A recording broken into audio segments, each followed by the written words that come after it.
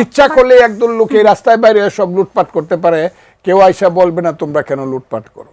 ইচ্ছা করলেই 10টা ছেলে একটা কলেজ থেকে বাইরে বা ইউনিভার্সিটি বাইরে গুলশানে যে কোনো বাসায় বলতে পারে এই তোমরা তো ফ্যাসিস্টের সহযোগী, তোমরা ঘর থেকে বাইরো, তো আমরা যা আছে দেখি তোমাদের বাসায় লোক আছে স্বর্ণ থেলা মানে যা আছে সব লুট করবে। আর লুট করার সঙ্গে যদি মনে করে এতেও আফসোস মেটে নাই, তে ঘরের যে নারীরা আছে এরা টান্দা নিয়ে আইলো, কেউ বলবে না কারণ নারীকে সাথে নিয়ে যাও।